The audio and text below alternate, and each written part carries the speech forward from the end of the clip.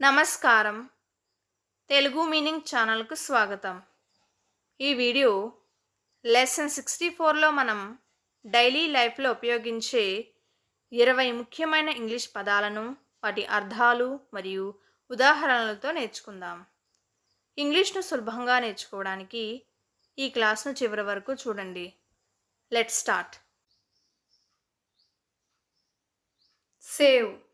సేవ్‌ని తెలుగులో సేవ్ చేయడం లేదా రక్షించడం అని అంటాం.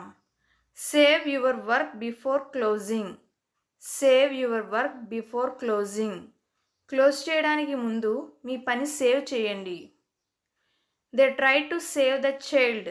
They try to save the child. వారు పిల్లవాడిని రక్షించడానికి ప్రయత్నించారు. March.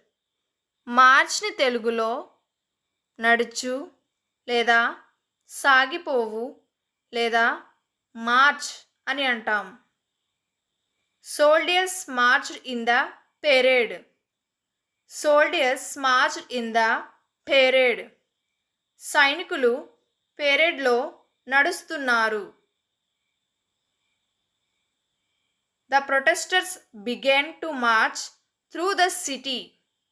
The protesters began to march through the city. ప్రదర్శకులు నగరంలో నడక ప్రారంభించారు. బ్రైట్. బ్రైట్ని తెలుగులో ప్రకాశవంతమైన లేదా కాంతివంతమైన అని అంటాం. The sun is very bright today. The sun is very bright today. ఈరోజు సూర్యుడు చాలా ప్రకాశవంతంగా ఉన్నాడు. She has a bright future ahead of her. She has a bright future ahead of her. ఆమెకు ముందు ఒక ప్రకాశవంతమైన భవిష్యత్తు ఉంది.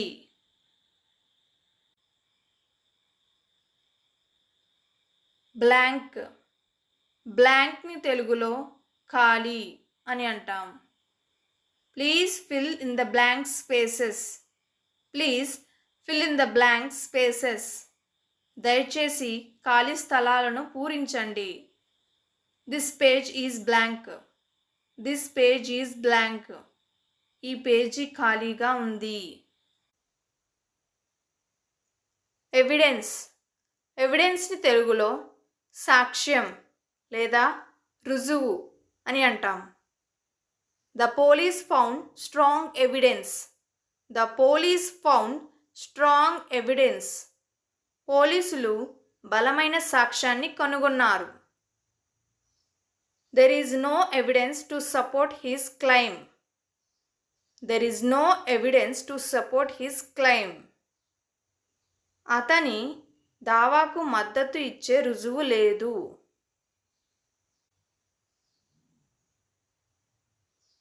గిఫ్ట్. గిఫ్ట్ని తెలుగులో బహుమతి లేదా కానుక అని అంటాం. I gave her a birthday gift. I gave her a birthday gift. నేను ఆమెకు పుట్టినరోజు కానుక ఇచ్చాను. This book is a gift from my father. This book is a gift from my father. ఈ పుస్తకం నా తండ్రి ఇచ్చిన బహుమతి. ఫోర్క్. ఫోర్క్ని తెలుగులో ఫోర్క్ లేదా ముళ్ళు గరిట అని అంటాం. I ate the noodles with a fork. I ate the noodles with a fork. నేను నూడిల్స్ని ఫోర్క్తో తిన్నాను. Please use a fork to eat salad. Please use a fork to eat a salad. Salad తినేందుకు ఫోర్క్ ఉపయోగించండి. Limit. లిమిట్ని తెలుగులో పరిమితి లేదా హద్దు అని అంటాం. You should know your limits. You should know your limits. మీరు మీ హద్దులు తెలుసుకోవాలి. Don't cross the speed limit. Don't cross the speed limit. వేగ పరిమితిని దాటవద్దు.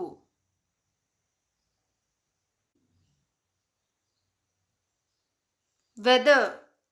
వెదర్ని తెలుగులో అవునో కాదో లేదా అనే అని అంటాం. I don't know whether he will come. I don't know whether he will come. అతను వస్తాడో లేదో నాకు తెలియదు. It depends on whether it rains. It depends on whether it rains. అది వర్షం పడుతుందో లేదో మీద ఆధారపడి ఉంటుంది. College.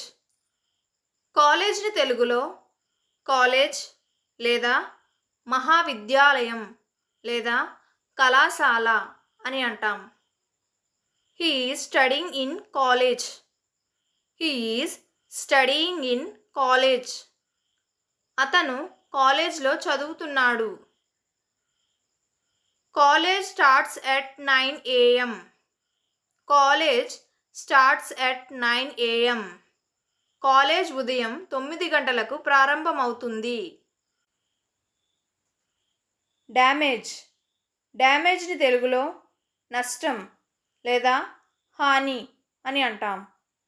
The storm caused heavy damage. The storm caused heavy damage. తుఫాను తీవ్ర నష్టాన్ని కలిగించింది. Don't damage the furniture. Don't damage the furniture. ఫర్నిచర్కు హాని చేయవద్దు. కలర్. కలర్ని తెలుగులో రంగు అని అంటాం. What is your favourite colour? What is your favourite colour? నీకు ఇష్టమైన రంగు ఏమిటి? She coloured the picture blue. She coloured the picture blue. ఆమె చిత్రాన్ని నీలంగా రంగు వేసింది. ఎగ్జాక్ట్. ఎగ్జాక్ట్ని తెలుగులో ఖచ్చితమైన లేదా సరిగ్గా అని అంటాం. This is the exact time. This is the exact time. ఇది ఖచ్చితమైన సమయం. Tell me the exact answer.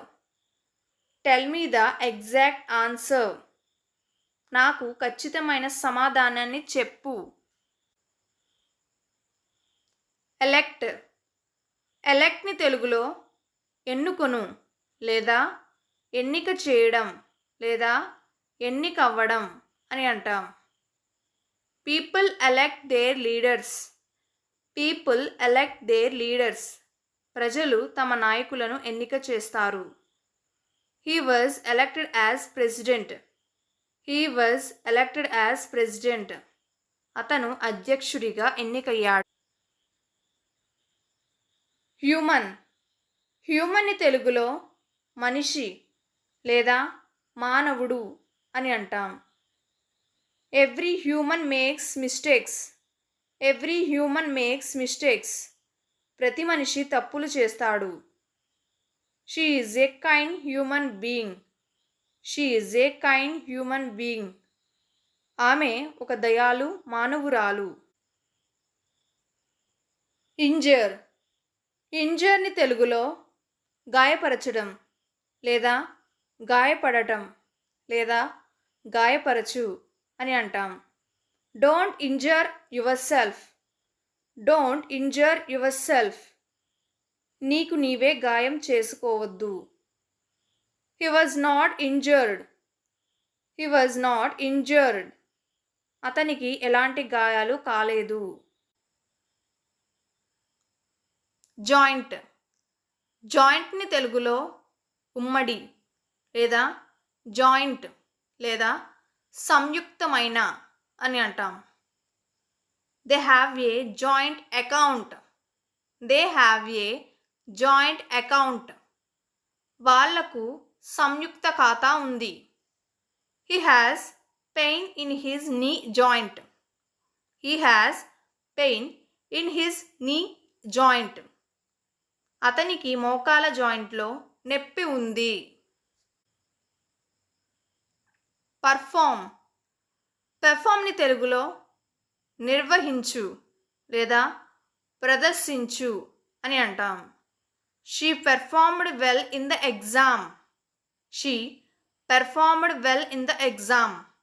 ఆమె పరీక్షలలో బాగా ప్రదర్శించింది. The dancer will perform tonight. The dancer will perform tonight. ఈ రాత్రి నర్తకి ప్రదర్శిస్తుంది. యూనివర్సిటీ. యూనివర్సిటీని తెలుగులో విశ్వవిద్యాలయం అని అంటాం. She studies at the university. She studies at the university. ఆమె విశ్వవిద్యాలయంలో చదువుతుంది. Which university do you study at? Which university do you study at? మీరు ఏ విశ్వవిద్యాలయంలో చదువుతున్నారు? రీసెంట్. రీసెంట్ని తెలుగులో ఇటీవలి లేదా ప్రస్తుతం అని అంటాం. I read A recent article. I read A recent article. నేను ఇటీవల ఒక వ్యాసం చదివాను. What's the most recent news? What's the most recent news? తాజా వార్తలు ఏమిటి? ఈ 20 పదాలు మీకు నచ్చాయని ఆశిస్తున్నాను. వీటిని ఈరోజే ప్రాక్టీస్ చేయండి. మరిన్ని ఇంగ్లీష్ లెసన్స్ కోసం ఇప్పుడే తెలుగు మీనింగ్ ఛానల్కు సబ్స్క్రైబ్ అవ్వండి. Thank you.